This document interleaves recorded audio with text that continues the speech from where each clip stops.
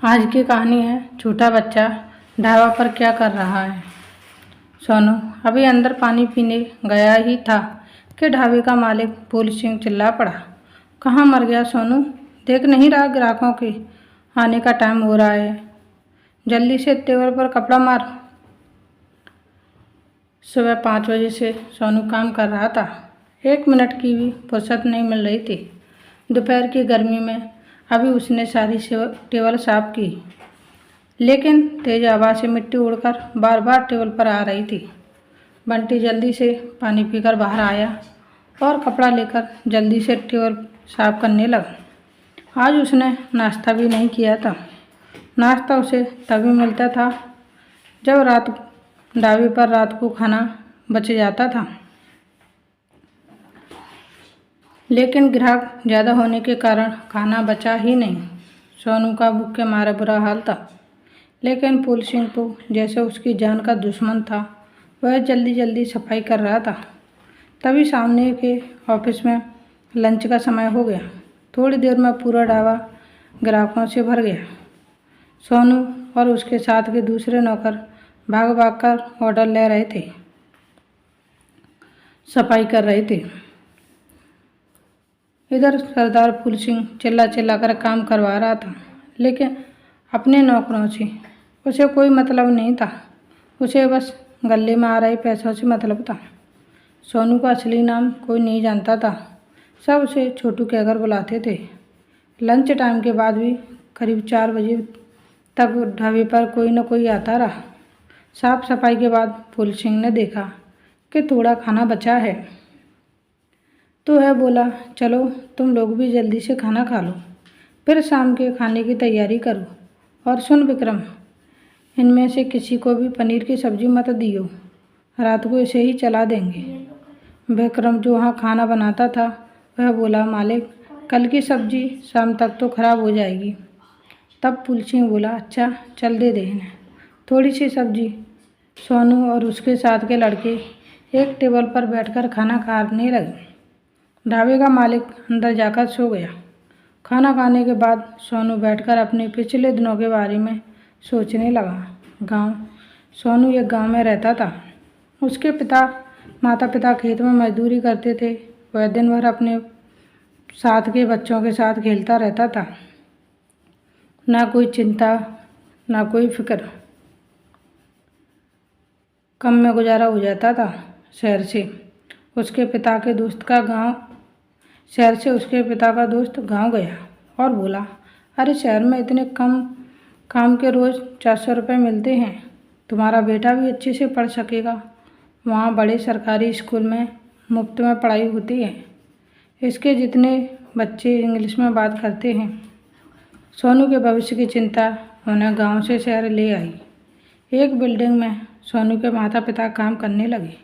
वहीं पास ही में एक छोटी सी झुग्गी में रहने लगे। सोनू से उसके पिता ने कहा, बस बेटा कुछ दिन की बात है, थोड़े पैसे इकट्ठे हो जाएं, फिर तेरा दाखिला स्कूल में करवा दूंगा। सोनू भी बहुत खुश था। पिता का वह दोस्त रोज़ घर आ जाता था। शाम को सोनू के पिता उसके साथ जाने लगे। उसने उन्हें शराब पिलाना शुरू कर दिया। कुछ ही दिनों में सोनू के पिता को शराब की ऐसी लत लगी कि उसने काम पर जाना छोड़ दिया। अब वह दिन भर शराब पीकर पड़ा रहता। सोनू की माँ मजदूरी करके लाती, तब कहीं चूल्हा जलता। सोनू की माँ घर में कलेश करती। वह चाहती थी कि सब छोड़कर गांव चलते हैं। सोनू के भविष्य का भी वास्ता देकर शराब छोड़ने के लिए कहती, लेकिन सोनू के पिता पर कोई असर नहीं होता।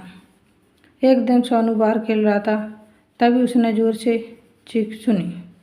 सोनू जल्दी से भाग कर गया तो देखा सोनू के पिता ने उसकी माँ को बहुत बुरी तरह मारा है। माँ बेहोश पड़ी थी। पड़ोसियों की मदद से उसे अस्पताल ले जाया गया, जहाँ डॉक्टरों ने उसे मृत घोषित कर दिया। यह खबर सुनते ही सोनू का बाप भाग गया। सोनू अब अकेला रह गया। कुछ ही दिनों में पता लगा उसके पिता को पुलिस ने पकड़ लिया। सोनू की झुग्गी पर भी किसी ने कब्जा कर लिया। सोनू भटकते भटकते इस ढाबे पर पहुंच गया। तब से वह ढाबे पर नौकरी कर रहा है। सोनू की आंखों से आंसू बह रहे थे। ना वे लोग शहर आते, ना ये सब होता। यही सोचकर सोनू रो रहा था। कुछ ही देर में फूल सिंह आ गया और चिल्लाने लगा। सोनू, उसके साथ के दूसरे नौकर जल्दी से उठकर शाम के खाने की तैयारी में लग गए। इसी तरह समय बीत रहा था। एक दिन फूल सिंह के ढाबे पर कुछ अफसर आए। छोटे बच्चों से काम करवाने के कारण उसे पकड़कर ले गए। साथ में सोनू और उसके 2 नौकरों को भी पकड़ लिया गया। सोनू से थानेदार ने पूछा, छोटू, तेरा गांव कहाँ है? तेरे माँ बाप कहाँ हैं? सोनू उन्हें सारी बात बता देता है। ये सुनकर थानेदार से किसी से फ़ोन पर बात करता है। फिर सोनू को एक NGO की मदद से अनाथ आश्रम भेज दिया जाता है। सोनू अब अनाथ आश्रम में रहता है। वहाँ भी उसे काम करना पड़ता था। इसके साथ बड़े लड़के उसे मारते भी थे। सब सहकर भी सोनू कुछ नहीं बोलता था। बस उसे समय पर खाना मिल जाता था। एक दिन सोनू रहता उस अनाथ आश्रम में एक थानेदार आया। उसने सोनू से बात की और सोनू को अपने साथ ले गया। सोनू के पिता की सज़ा पूरे होने वाली थी। उन्होंने बहुत मेहनत से जेल में काम किया, जिससे उनकी आगे की सज़ा माफ़ हो गई। थानेदार को उनसे हमदर्दी हो गई थी। उनके पछतावे को देखते हुए उसने सोनू को ढूंढने का वादा किया। आज सोनू को देखकर उसके पिता उससे लिपटकर बहुत रोए। उन्हें देखकर सोनू भी रोने लगा। जेल में किए काम के पैसे लेकर सोनू के पिता ने वापस गांव जाने का फैसला किया।